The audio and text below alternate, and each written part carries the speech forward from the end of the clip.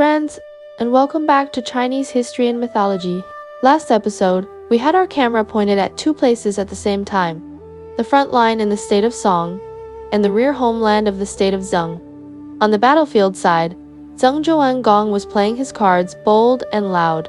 Using nothing more than those 2 carts of silk sent by the Duke of Zhou, he staged a full set of royal reward theatric silk covers on the carts, red bows and red arrows displayed on top and everywhere he went. He declared, "This is a command from the Son of Heaven. I, the Earl of Zheng, am carrying out heaven's order to punish the unruly state of Song." With a banner like that, Qi and Liu could not easily say no, so both sent troops to help. The armies gathered at Zhongchu. Zheng Zhuanggong sat in the center. On his left stood the general from Qi, on his right, the prince from Liu. Together, under the huge banner that read, "Punish crime on heaven's behalf," they marched toward Song with great momentum. The first battle was at Laoshou. Prince Hui of Liu charged at the front and crushed the Song army in one go, capturing more than 200 men and earning himself the first merit of the entire campaign. After that, Zhang forces split into 2 routes. Ying Keoshu and Prince Hui went to attack the city of Gao, while Gong Xinyan and Ye Zhongnian went to attack Feng. Zheng Zhuanggong stayed in the main camp at Laoshou, waiting for news of victory from both sides. Meanwhile, things in Song were turning into pure panic. Song Duxiang was terrified of Zheng's fake royal command, yet he also could not resist the combined pressure from Qi and Liu. So he called in his sharpest strategist, the Grand Commander Kang Fujia. Kang Fujia saw the situation clearly. Qi and Liu were fooled by Zheng, he said. The real grudge comes from Zhen itself. If we want this coalition to fall apart on its own, the best strategy is not to fight head-on, but to hit Zheng's homeland. So he rushed to the state away for help, and then planned to pull the state of Katai into the plan as well. The plan was simple. While Zheng Zhuanggong was busy deep inside Song territory, the armies of Song, Wei, and Kai would circle behind and strike Zheng's capital, Yingyang. No matter how well Zhang fought at the front, if his home was burning, he would have to turn around. Wei Duxuan thought the plan was beneficial for Wei as well, so he sent Right Minister Zhou to lead troops, along with Kang Fujia, snaking through back roads into Xian territory. Sure enough, they pressured Yingyang directly, raiding people, livestock, and grain along the way, causing chaos across the region. Right Minister Zhou wanted to take advantage of the moment and attack the city itself, but Kang Fujia stopped him. "We are here to carry out a raid, not a siege. The goal is already achieved. Zhang's rear is shaken. If we keep dragging on and Zheng Zhuanggong returns, we will be trapped between his army and the city defenders. By then, we won't even have a chance to run." They originally planned to return home by passing through the small state of Dai, but Dai saw the troops arriving and panicked, closing the gates and preparing to defend. So the Songwei coalition found itself fighting Dai at the city walls, back and forth, unable to win, and even forced to call for help from Katai. The situation grew more chaotic by the minute. At that exact moment, Zheng Zhuanggong was in his main camp at Laoshou. Moments earlier, he had received 2 good news reports. Gao had been captured, and Feng had also fallen. But right after that, he received another urgent message. Yingyang was under attack, and the Songwei coalition was burning and looting near Zheng's homeland. Victory on the front line, fire in the rear. And that was where we paused last time. At this point, Zheng Zhuanggong must have looked terrible as he finished reading the letters. Should he continue pushing deeper into Song, or turn back immediately to save his own capital? One wrong move could wipe out everything he had just achieved. Today, we pick up the story from here. That day, Zheng Zhuanggong was preparing to advance further when a rider galloped in with a letter from Crown Prince Hu, sent from Zheng's homeland. The letter reported that Song and Wei had suddenly looped around to attack Zheng from behind and that fighting on the border was intense. The prince urged Zhuanggong to act quickly. After reading it, Zheng Zhuanggong immediately understood he could not keep pushing forward. If he continued attacking Song's heartland while his own house was burning, even a glorious victory would mean nothing. So he ordered the entire army to withdraw at once. When Qi General Ye Zhongnian and Lu's Prince Hui heard the news, both hurried to the main tent in confusion. As soon as they entered, they asked, "We're winning everywhere. We just took Gao and Fang. This is the perfect moment to strike harder." Why did you suddenly order a retreat? Zhuanggong smiled on the surface, but he was thinking fast inside. Of course, he could not reveal that his homeland was under attack. If Qi and Lu found out, who knew what new schemes might arise? So he hid the truth and gave them an elegant explanation instead. He spoke slowly. I came here under the name of the Son of Heaven. The target was to punish Song. Thanks to both of you, we already hold 2 conquered cities. With Zhou and Fang in hand, we have fulfilled the punishment demanded by Heaven's command. If we keep pushing, it may be too much. And remember, Duke Sheng of Song holds a high rank among the lords. The Zhou king values him. I, a mere earl, should not cling too tightly to him. Since we already have results, I dare not take more. Then he shifted tone and continued. And besides, I cannot keep these 2 cities. Why don't we divide these cities between your 2 states as payment? Ye Zhangnian quickly refused. Zheng carried out the king's order. Qi merely offered assistance. Since you represent the Son of Heaven, how can we, Qi, seize territory ahead of you? That would break ritual propriety. We cannot accept this reward. He pushed the offer away with firm courtesy. But Zheng Zhuanggong had already planned his next move. He turned to Prince Hui. Since Qi refuses, then let both cities be given to the state of Lu. Prince Hui earned the first merit at Laoshou. Consider this my thanks. Prince Hui, greedy for gain, was thrilled. Unlike Yu Zhangnian, he did not refuse. He bowed repeatedly, saying thank you again and again, unable to hide his excitement. After that, Zheng Zhuanggong stationed his troops in Gao and Feng. Then he held a grand feast, slaughtered cattle and sheep, and rewarded all 3 armies generously. Before departing, the 3 leaders stood together and swore an oath to the heavens. They would help each other like brothers, share hardship, and fight side by side. If anyone broke this oath, let heaven punish him. The oath sealed, Qi and Lu returned home with their armies, and Zheng Zhuanggong began marching back as well. Halfway home, another letter arrived from Zheng. It said, the Songwei forces have stopped raiding inside Zheng territory and have turned to attack the state of Dai instead. After reading it, Zheng Zhuanggong smiled. I knew they didn't have much skill. Their own countries are a mess, yet they run off to bully others. That means they don't understand the art of war. Since they've gone to attack Dai, I can use them. He immediately gathered his commanders, drew lines on a map, and assigned each general a separate path. Different units would move quietly toward the Dai region. Some would hit the front, some would strike the camps, others would cut off the retreat. Each unit had its own mission. They marched secretly without beating drums or raising flags. At that time, Song and Wei had already merged their armies under Dai's city walls, with Sai's troops joining later. 3 states' banners lined the camps. They thought Dai was small and easy to take and were just waiting for the moment the walls fell. Suddenly, a scout ran in and reported, a Zen army has arrived to help Dai. The commander is Prince L. They've set up camp 50 li from the city.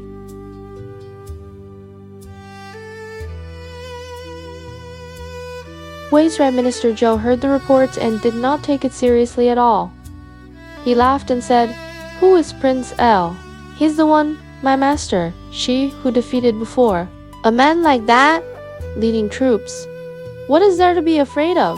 After a while, another messenger came and reported, the Lord of Dai has already opened the city gates and welcomed the Zheng army inside.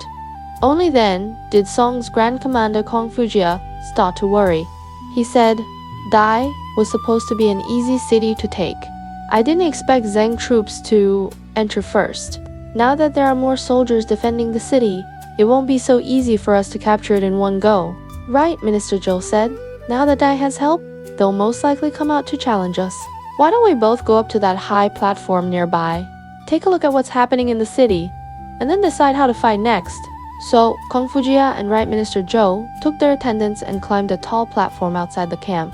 They stood high up, looking at the city walls and gates, pointing and discussing as they watched. At that moment, a series of signal shots suddenly boomed from the walls of Dai. Flames flared up along the battlements, and in a gust of wind, Zheng banners were raised all along the city wall. Prince L, fully armored, stood high on the gate tower and shouted down toward the 3 allied camps outside the city. Many thanks to the 3 generals for your hard work in surrounding Dai so tightly. My troops have now taken this city on your behalf. I truly appreciate the help. So it turned out, this was all part of Zheng Zhuanggong's plan. He had told Prince El to appear outside first in the pose of a rescuer, making just enough noise to draw the 3 states' attention, while he himself hid in a carriage, dressed like an ordinary soldier, and slipped into Dai along with the Zine troops.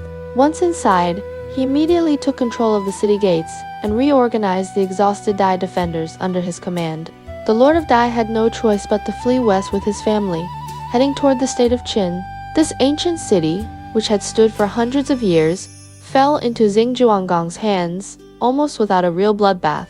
Watching Zhang Xi's die before him, Kong Fujia's face went pale with rage. He tore off his helmet and smashed it to the ground, shouting, "From this day on, there is no room in this world for me and the state of Zheng together."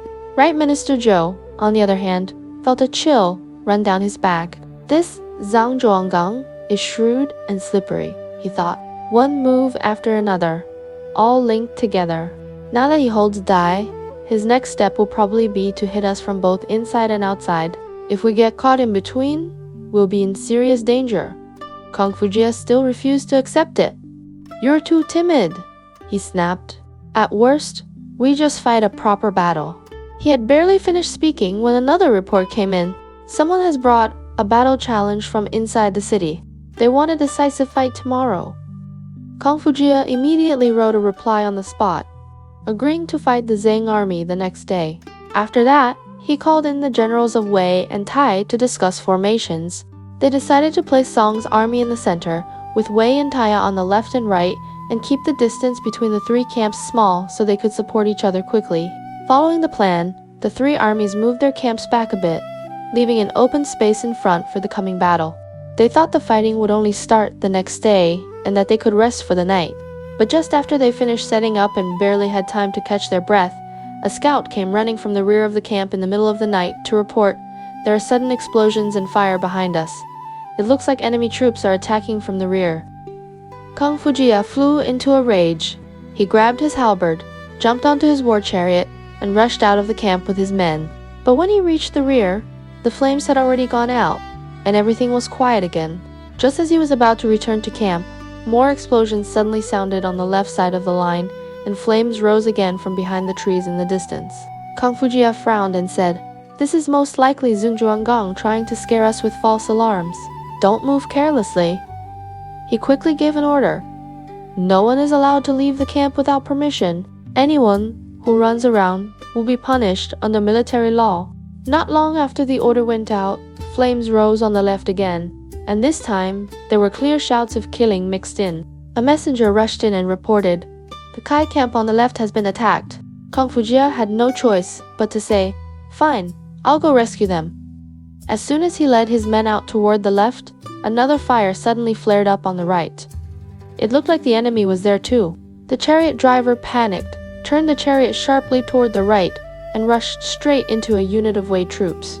The 2 sides almost started fighting each other in the confusion. Fortunately, they realized in time that they were on the same side, so a disaster was narrowly avoided.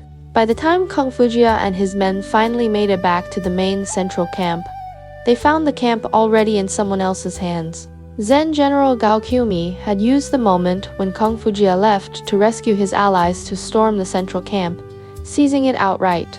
Kang Fujia had no choice but to turn and run again.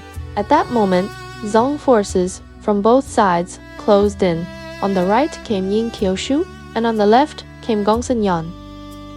The 2 Zen armies crashed in together, each pinning down the main forces of Song and Wei, hitting them from both sides and throwing the 3-state coalition into chaos. The battle went on until dawn. Realizing there was no hope of turning things around, King Fujia abandoned his chariot and fled on foot, with a few dozen soldiers still around him. Along the way, he ran into Gao Qiami's troops again and got blocked one more time. In the end, he left his helmet and armor behind and ran for his life. The number of men around him got smaller and smaller, until by the time he finally escaped, only a bit more than 20 people remained. Wei's right minister Zhou died in this battle. Most of the war chariots and soldiers of the 3 states were captured by Zheng. All the people, animals, chariots, and goods that Song and Wei had looted earlier in Xing and Dai were taken back by Xing as well. All of this was part of a chain of tricks Zheng Zhuanggong had arranged in advance. Later historians wrote poems about this campaign. The general meaning was, on the surface, it looked like the battle could have gone either way, but in fact, Zheng Zhuanggong had been playing a long, layered game from the start. Song, Wei, and Sai thought they had come to compete for land, but in the end, all the real advantage went to Xing. After the great battle, Zheng Zhuanggong held Dai once again and had smashed the Triple Alliance. He led his troops home in triumph, drums beating in unison, chariots stretching out in a long line. Back in Zhang, he set up a great feast in the palace to reward all the ministers and generals who had gone to war with him. At the banquet, they took turns toasting him. Zheng Zhuanggong's face grew flushed as he drank, and his mood was full of pride. He raised his cup, poured a little wine onto the ground as an offering, and said, "With heaven and our ancestors protecting us, and with all of you helping me, our battles have been almost all victories. My fame now is probably greater than that of many lords whose rank is above mine. Tell me, compared to those old regional overlords of ancient times, how do I measure up?" The ministers and generals present all stood up to praise him, saying, "My lord's fame reaches far and wide. Long live, 10,000 years." Only Yin Koyoshu sat quietly to the side and did not say a word. Zheng Zhuang noticed and turned to him. "Why are you silent?" he asked. "Do you disagree with what I just said?" Yin Koshu answered calmly. "What my lord said today is not very appropriate. In ancient times, those regional overlords were officially appointed by the Zhou king to lead all the lords in a region. When they marched east or west, they did so under the Son of Heaven's command. When they called on the vassal states, no one dared refuse. You, my lord, claimed the king's name on your own and said you were punishing Song by royal order. But in reality, Zhou King Wan knew nothing about it. When you summoned troops this time, Tai Sai and Wei not only refused to obey, they even turned around and helped Song fight against us. Small states like Cheng and Shu openly ignored your call and dared not to respond at all. Would a truly appointed regional overlord under the Son of Heaven ever meet with such a situation? So when you say you surpass the overlords of old, that doesn't really hold." Zheng Zhuanggong was stunned for a moment, then laughed. "You do have a point," he said. "Taiyan Wei paid dearly this time. Their armies are almost wiped out, so you could say they got the punishment they deserved. Now I want to ask you. Cheng and Shu did not answer my summons earlier. What should we do about them? Who should we settle accounts with first?" Yin Kaioshu thought for a moment and replied, "Cheng is close to Qi, and Shu is right next to us. Since you want to punish them for ignoring what you claimed was the king's order, you must let all the lords see clearly what you are doing. First, announce their crimes publicly. Then, ask the Duke of Qi for help. You can send a Zhang general with Zhang troops to support Qi in attacking Cheng. Once Cheng's capital falls, that land will be given to Qian. After that, Qi and Zhang can join forces again to attack Shu. When Shu is taken, that land will belong to Zhang. In this way, both Qi and Zhang gain new territory, and there is no damage to the friendship between your two states. Once everything is done, you can present the results at court to Zhou King Wan. That way, the story of punishing those who refuse the king's command will sound complete, and your earlier fake royal order can be covered over." Zheng Zhuanggong thought it over and felt the plan was both profitable and elegant. He nodded and said, "Good, we'll do it your way, but we'll move in stages." He first sent envoys to Qi, explaining in detail the reasons and plan for attacking Cheng and Shu to Duke Shi of Qi. Duke Shi already had a good relationship with Zheng Zhuanggong. When he heard that he could enlarge his own territory, he happily agreed. He appointed his younger brother Yezhang Nian as general once again and sent him to attack Cheng. Zhang, for its part, sent Prince El with troops to accompany the Qi army and support the campaign. It did not take long for Cheng's capital to fall. Qi took Cheng's land and was very satisfied. Then Duke, she sent an envoy to Zhen, traveling together with Prince El, to report to Zheng Zhuanggong the matter of Cheng is settled. Next, we only wait for you to set a date, and we will move out to attack Shu. Zheng Zhuanggong spoke with the envoy and agreed to meet Duke Shi at a place called Shilai so they could discuss the details of the campaign against Shu. At that time, It was the spring of the 8th year of Zhou Qingwan's reign, and another war was quietly taking shape in the shadows.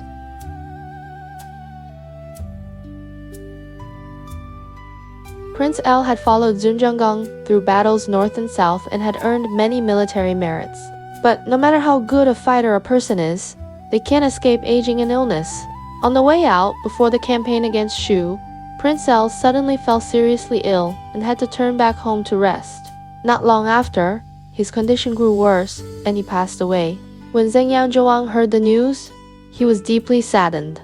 In court, he let out a long sigh and said, "Prince L was my right arm. Now that he is gone, it is as if I have lost my right arm."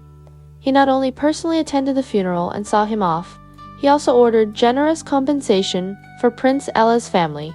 He granted Ella's younger brother, Prince Yuan, the rank of grandee so that this younger brother could still serve in court.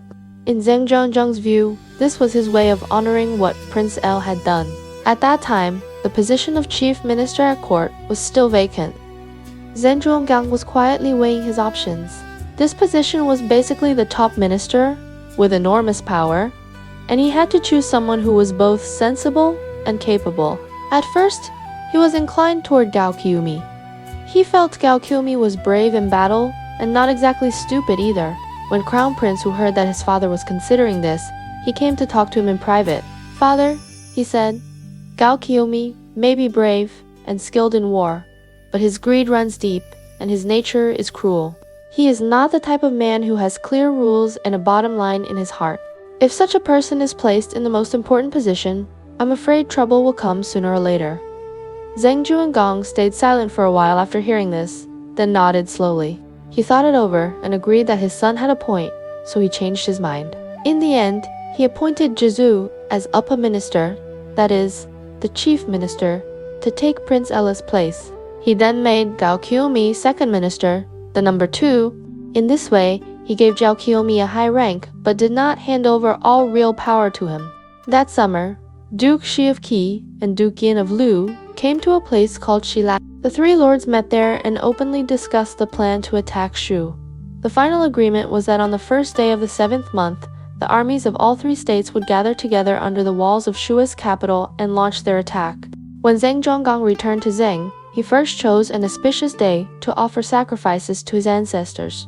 He clearly explained the reason for this campaign and asked for their protection. After the ritual, he summoned all his generals to the training ground and reviewed the troops on the great parade field. For this punitive expedition, he had a new Mahu battle flag made.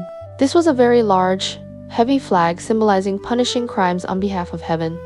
The flag was woven from colored silk, more than 1 zhang wide and high, with a golden bell hanging from each of its 4 corners, 24 bells in total. When the wind blew, the bells rang in a clear, tinkling chorus.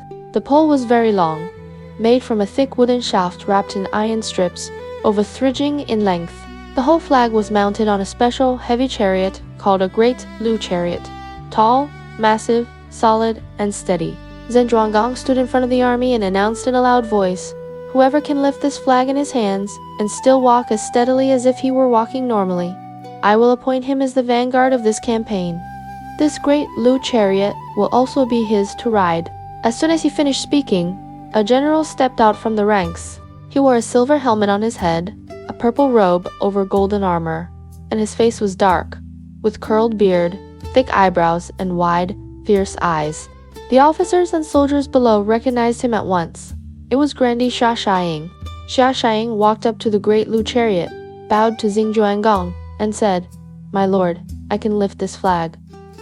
When he finished speaking, he reached out with one hand, grabbed the flagpole, and with a single heave, pulled the entire pole up out of its socket. Holding it in one hand, he walked 3 steps forward, then 3 steps back. His footing was solid and steady, without a single wobble. When he was done, he put the flag back on the chariot, then stood there perfectly straight, not even breathing heavily. The soldiers watching below burst into cheers. Xia Xiaying shouted, "Where is the charioteer? Come and hitch the horses and harness this chariot for me." He was just turning around to thank Zheng Zhuanggong for the reward when another general stepped out from the ranks. This man wore a helmet decorated with long pheasant tail feathers. A length of green brocade cloth was tied across his forehead as a band. He wore a red outer robe with armor made from rhinoceros hide over it. As soon as he appeared, he opened his mouth and said, "Just holding the flag and walking with it is not much of a skill. I can make this flag dance." The soldiers in the ranks saw that it was none other than Grandee Yin Koshu. Hearing Yin Koyoshu speak so boldly, the charioteer hesitated. He was afraid and did not dare step forward to take the great Lu chariot, so he stood aside to watch. Yin Koshu first lifted his robe with his left hand, then used his right to unfasten the iron bands around the flagpole. He reached from behind and yanked, pulling the long pole out in reverse. With that same burst of strength, he jumped up and had the pole upright in his right hand by the time he landed. Then he brought his left hand up, placed both hands on the pole, and turned his whole body in a spin. The flagpole rotated in his hands like a long spear being twirled in front of a formation. The flag cloth first curled in on itself, then suddenly spread out, then curled again, then spread out again. The golden bells swayed in midair, chiming again and again. The soldiers and ministers watching were all stunned. No one had imagined that such a long, heavy flag could be spun and flipped in his hands with such ease and grace. Zheng Zhuanggong was delighted and praised him over and over, saying, "Now this is a true fierce general. The vanguard chariot ought to be given to him." He had just started to speak when yet another young general stepped out of the ranks. This young commander was extremely handsome. His face was as white as if it were dusted with powder, and his lips were as red as if painted with bright pigment. On his head he wore a purple gold crown, with his hair coiled up neatly underneath. His robe was green, embroidered with patterns in gold thread. He walked into the middle of the field, pointed at Yin Kuozhu, and called out in a clear, high voice, "You can dance the flag, do you think I cannot? Put that great Lu chariot aside for now. Don't be so quick to make your decision." With that, he strode straight toward Yin Koshu. Seeing this young man marching over with such a fierce air, Yin Kyoshu knew he had come to steal his moment of glory. He grabbed the flagpole with one hand and clamped the chariot shaft with the other, then pushed off with his whole body, flag and chariot together, and went racing away toward the distance. The young general was not about to give up. He grabbed the halberd from the weapons rack and chased out of the training ground after him. Just as he was about to rush onto the main road, Zheng Zhuanggong quickly called Grandee Gongsun Huo over to pass on his order to stop the two of them. By the time the young general realized that Yin Koshu had already run far ahead, he was furious and stalked back angrily. With a cold face, he said to the people beside him, "That man looks down on us of the Ji clan. He thinks our royal kin have no real talent. One day, I will kill him." Who was this young general? He was a grandee from the Zen royal clan named Gongsun Yi, courtesy named Zidu. He was the most famous beauty among the royal family of Zen. Later, Mencius said in his work, "If a person doesn't know how handsome Zidu is, it shows he has no eye for beauty." He was talking about this man. Zidu always relied on his looks and on the deep favor he enjoyed from Zheng Zhuanggong. Naturally, he was proud and arrogant. His martial skills were outstanding, and for that reason, he rarely put anyone in his eyes. He and Yin Koshu already had a long-standing grudge. Losing face to Yin Kyoshu one more time on the parade ground today only made him even more upset. When he returned to the field, the anger had not yet left his face. To calm him down, Zheng Zhuanggong first praised him a little. "You are still young, yet you are bold and ready to stand out in front. That is a good thing," he said. "But two tigers cannot fight to the death on one mountain. I will arrange a suitable position for you. You will not lose out." After he said this, Zheng Zhuanggong ordered another fine chariot and team of horses to be granted to Gongsun Zidu and allowed him to lead troops in the campaign. He also did not forget Jia Shaiying, who had first lifted the flag, and rewarded him with gifts and a good chariot as well.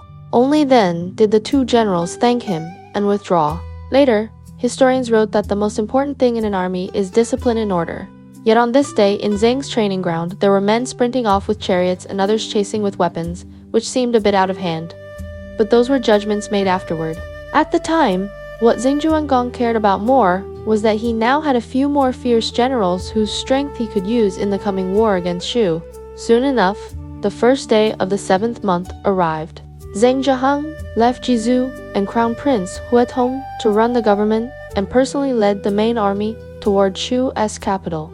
The armies of Qi and Lu reached the area first and set up camp 20 li from the city. The three lords met outside the camps and exchanged formal greetings. Because Qi was the strongest in power and held the highest rank, its duke stood in the middle. The Duke of Lu stood on the right, and Zheng Zhuanggong stood on the left. That day, Zheng Zhuanggong acted as host and laid out a great banquet in his camp to welcome the other two lords.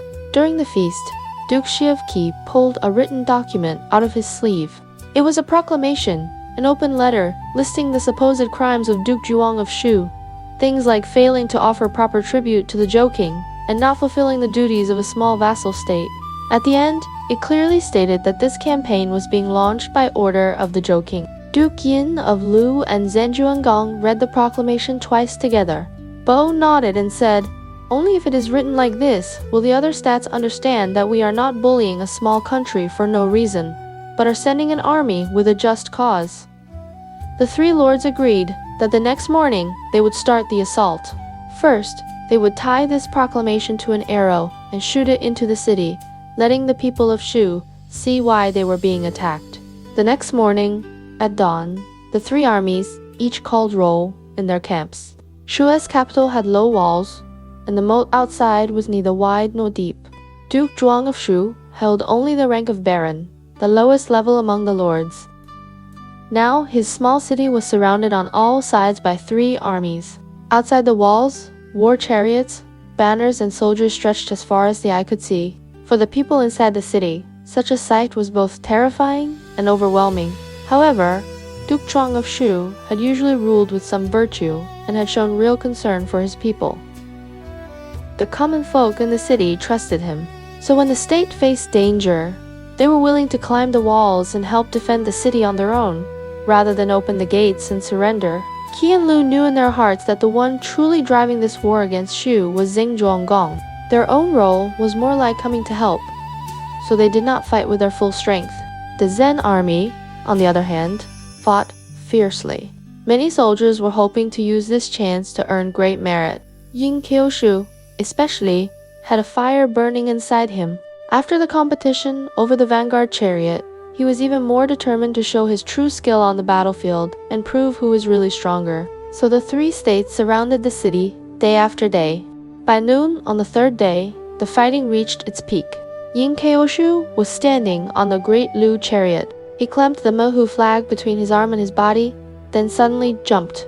Using that momentum, he pulled himself and the flag up and over, grabbing onto something at the top of the wall and leaping onto the battlements in one motion. Down below, Guangsun Zidu was leading his men in an attack at the foot of the wall, when he looked up and saw that the first man to get onto the wall was Yin Kyoshu, and that Yin Kyoshu was holding the flag that symbolized punishing crime on behalf of heaven. A fierce jealousy and hatred rose up in his heart. "He has stolen the first merit from me again," he thought. Standing among the soldiers, Gongsun Zidu quietly picked out Yin Kyoshu's figure along the line of defenders. He did not shout and did not warn anyone. He simply raised his bow in silence and set an arrow on the string. When he had drawn the bow to its full tension and locked onto Yin Kyoshu's back, he released. The arrow flew with perfect aim and struck Yin Kyoshu right in the middle of his back. Yin Kyoshu and the flag fell from the wall together, dropping to the ground at the foot of the city. The flagpole crashed down with him. Xia Shaiying saw this from below and assumed that the soldiers of Shu on the wall had shot Yin Kyoshu. Rage surged through him. Our own vanguard has just climbed the wall and has already been killed. How can we not fight for our lives now? He thought. He snatched the fallen flag from the ground, and with a powerful leap he too jumped onto the wall. Holding the flag, he ran around the battlements and shouted at the top of his voice, "Our Lord has already taken the city wall." The Zheng soldiers below saw the flag waving atop the city and believed that it was Zheng Zhuanggong himself who had reached the wall first. They threw themselves forward even harder, not caring about their own lives. In a short time, the gate was smashed open, and the three armies poured into the city. Shu's defenders finally could not hold on and scattered in all directions. Duke Zhuang of Shu knew the situation was hopeless. He put on the clothes of a commoner and slipped out of the city, mixed in with the fleeing soldiers and townspeople, escaping to Wei. The small capital of Shu fell into the hands of the three states, just like that. After entering the city, the Duke of Kiev has posted notices to calm the people, telling them not to panic and to put their homes in order, not to keep causing chaos. Then, he made a proposal. Since we have taken Shu, he said, why don't we give this land to Lu? Duke Ian of Lu quickly declined, saying he had only come to help and did not dare take land for nothing. Duke Shievki continued, this war was originally proposed by Zhen. Since the Duke of Lu refuses, that land should belong to Zhen. Zheng Zhuanggong had long wanted to control Shu completely. But seeing Duke Qi and Duke Lu politely pushing the land back and forth between them, he could not simply step forward and say, I want it. He had to act modest, declining a few times as well, as if he himself did not really care for this bit of territory. But in truth, his mind was already made up about what he would do next. While the three lords were still going back and forth in discussion, someone came to report a grandee of Shu, named Bailey, has brought a little boy. They are waiting at the camp gate, asking to see the three lords. The three lords said, let them in. As soon as Bailey came in, he threw himself to the ground and started kowtowing, crying as he begged, my lords, our ruler has already fled. I only ask that you show mercy to our state of Shu and let us keep a small bit of land so that we may continue to offer sacrifices to our ancestors and keep our family line alive. Duki looked at the boy beside him and asked, who is this child? Bailey replied, our ruler has no sons. This is his younger brother. His name is Xincheng. Now the state has fallen and the ruler has fled. Only he remains. In this context, keeping the incense burning meant whether there would be descendants left to inherit the line and perform ancestral rites. If even the last relative were wiped out, the family would be completely erased from that land. Hearing this, the Dukes of Qi and Lu both felt their hearts soften, and compassion showed on their faces. Zheng Zhuanggong saw that the moment was right and quickly picked up the conversation. I came out to fight this war under the Zhou king's orders, he said. If I now take advantage of this to grab all of Shu's land, that would be unjust. Although Shu has been defeated and Duke Shuang has fled, his family cannot be completely cut off. Since there is still a younger brother and a grandee willing to help him, I think we should restore Shu to them. Bailey quickly answered, I came today only to save an orphan for our ruler at the moment our state fell. The land is already in your hands. I don't dare even dream of taking it back. But Zheng Zhuanggong put on a deeply righteous expression and said, I truly wish to return Shu to you. I only worry that Xincheng is still too young and cannot yet manage a whole state on his own. I am willing to send people to support him and let him slowly learn how to govern. So he split Shu into two parts. He gave the eastern half of Shu's territory to Bailey and Xincheng, letting them live there and calling Xincheng the ruler of Shu in name. The western half he placed under the control of Zhang Grandigong's and Huo, who stationed troops there to help and to protect Shu. In reality, this was the same as putting a Zheng Ai in hand, right next to Shu, watching every move they made. On the surface, Shu had its state and title back. In practice, it was already firmly in Zhen's grip. The Dukes of Qianlu did not see through this arrangement. They only felt that Zheng Zhuanggong was very moral and considerate, that he preserved Shu's ancestral line and claimed he did not covet their land. They praised him again and again for his benevolence and righteousness. Bailey, taking Xincheng with him, kowtowed over and over to thank the three lords. Zheng Zhuanggong helped them up with one hand while secretly laughing in his heart. The land of Shu is already in my grasp, he thought, and everyone still says, I am a man of principle. This is much better than seizing it outright.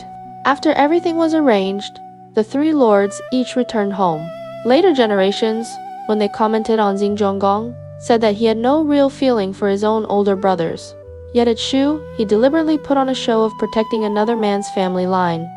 He divided Shu in two, giving one half to Xincheng in name and giving the other half to a Zing grandee to garrison, which seemed like help but was actually surveillance. In this way, he gained real benefit and also wrapped it in a fine reputation, winning admiration from outsiders who were completely taken in. This was Zhang Zhuanggong's usual way of doing things. On the surface, he spoke about benevolence and justice. In his heart, he was always counting the next steps of power and profit.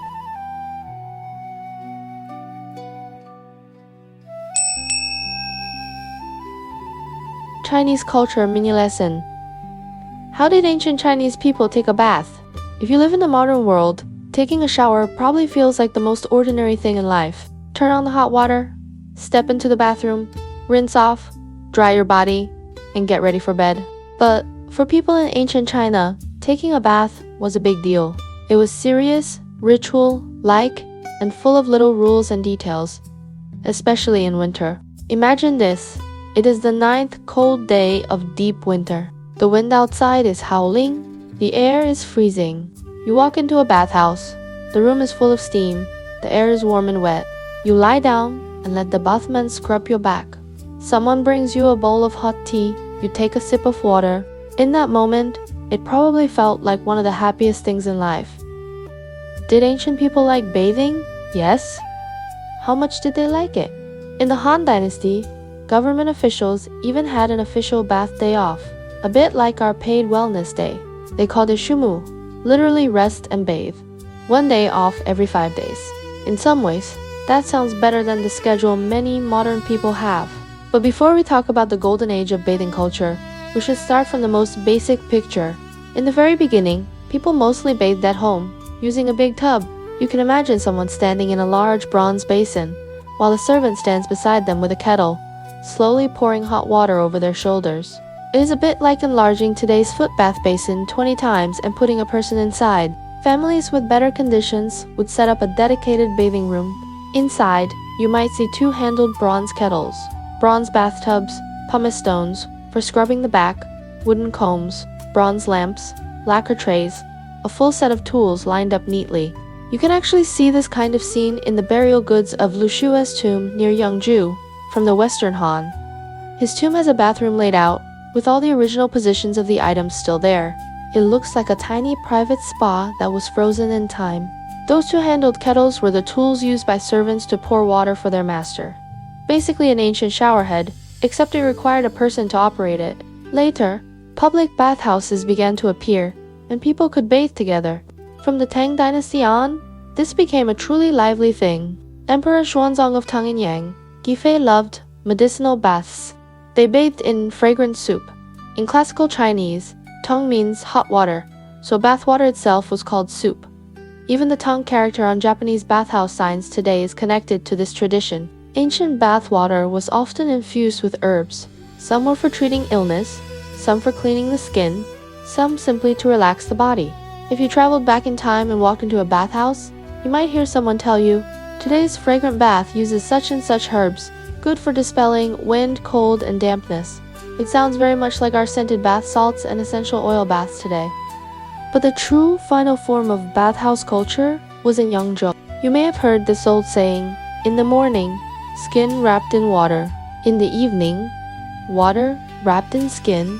The first half means you go drink tea in the morning, your skin is wrapped in tea water. The second half means you go to the bathhouse at night. Your body is wrapped in bath water.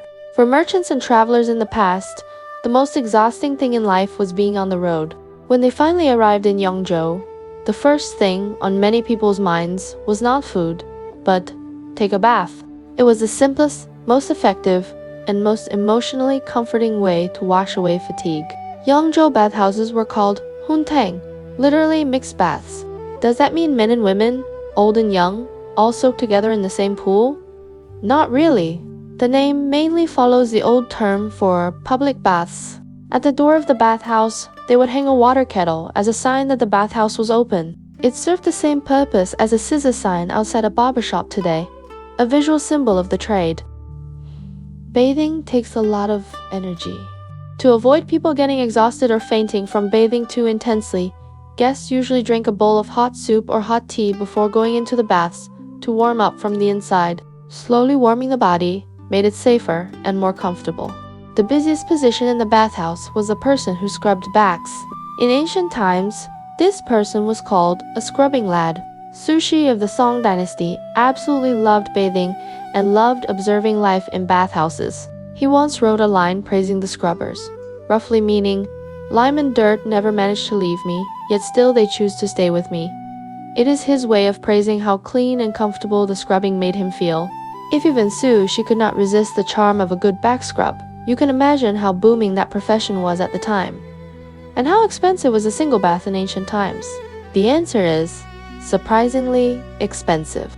In the Song dynasty, if a person with a middle income went to a public bath and wanted the scrubbing service, it could cost around 80 copper coins. If you wanted to be truly luxurious and add more services, barbering, brushing teeth, trimming toenails, massage, physical therapy, snacks, and tea, the full package might cost a few hundred or even over 1,000 coins.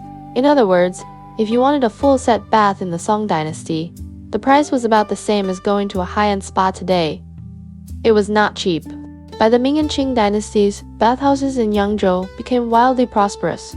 At that time, Yangzhou was a major transport hub where merchants from all over the country gathered. Salt merchants were rich and loved refinement, and they pushed bathing culture to its extreme. You can picture a salt merchant in a silk robe entering the bathhouse with a dozen attendants. The scrubbers line up. One scrubs his shoulders, one presses his back, one pours hot water, another serves tea. When he finishes his bath, he strolls to a nearby tea house for tea, and in the evening goes to the theater to watch an opera. That is what we might call the ultimate lifestyle vibe. Competition between bathhouses was intense. To attract customers, they kept adding more services, becoming more and more extra. If there had been a social review app in ancient times, Yangzhou bathhouses would definitely have been top-rated, must-try city experiences. Of course, not everyone could walk into a bathhouse just because they wanted to. Bathhouses had rules. People with skin diseases, infectious illnesses, and drunk customers were not allowed in. Children who were too young could not enter freely either. Some bathhouses even hung couplets at the door. One recorded in record of painted boats of Yangzhou says roughly, "Those with sores or syphilis do not come to bathe. Those drunk or too old do not enter the pool." Very direct, very strict, and very practical. Inside, the most visually striking part was the hot pool itself. Imagine a round pool built of stone with hot water steaming, rising in white clouds. People sit along the edge, soaking. You lean back against the stone wall, water gently rocking around you, and you can feel the day's exhaustion slowly flowing out of your body.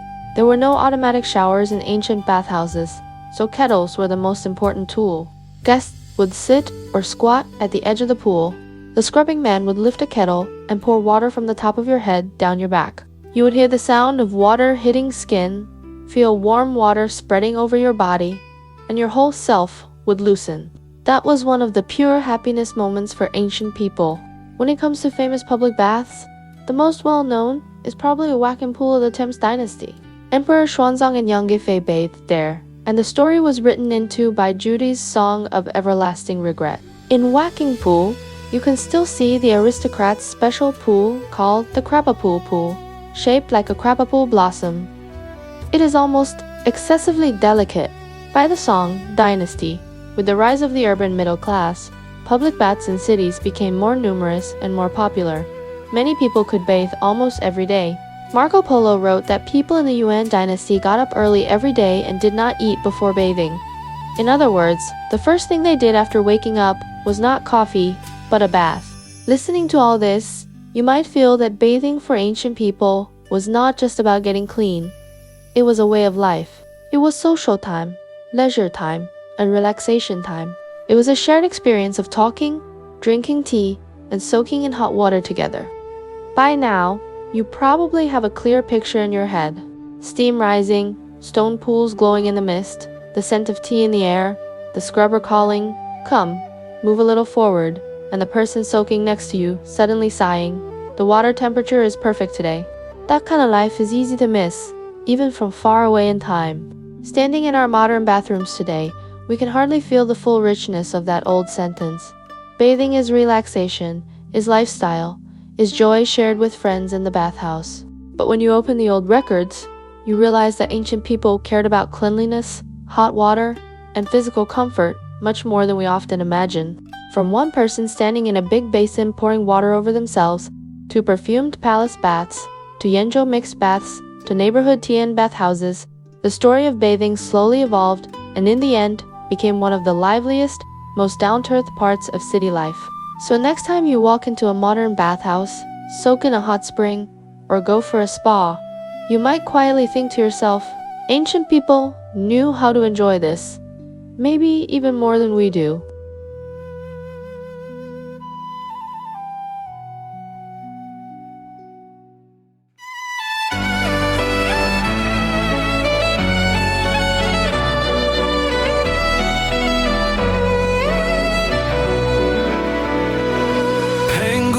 The sky in light, Nua healed the broken heart. Fuxi traced the world's design. Every age leaves stories bright. Yaya dynasty shaped bronze. Shang dynasty cast oracle.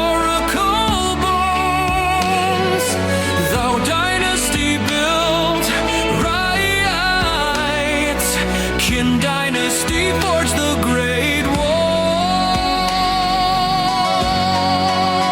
Han dynasty opened Silk Road winds.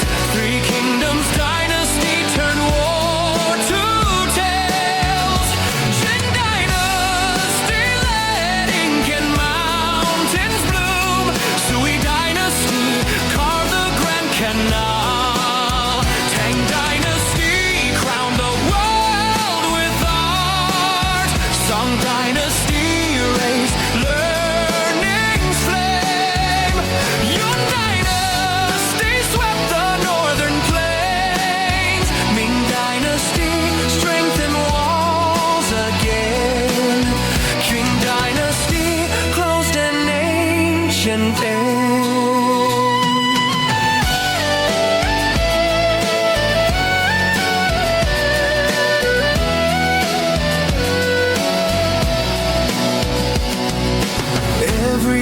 Leave stories bright. History and myth ignite in endless light. China's history moves in mystery through the night. Footsteps of this land enchant the world in light.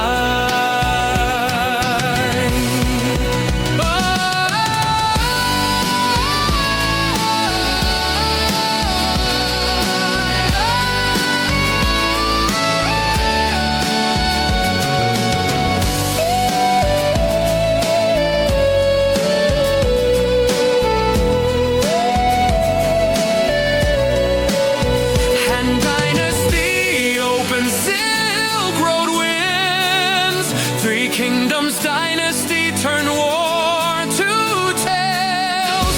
Qin dynasty led ink and mountains bloom.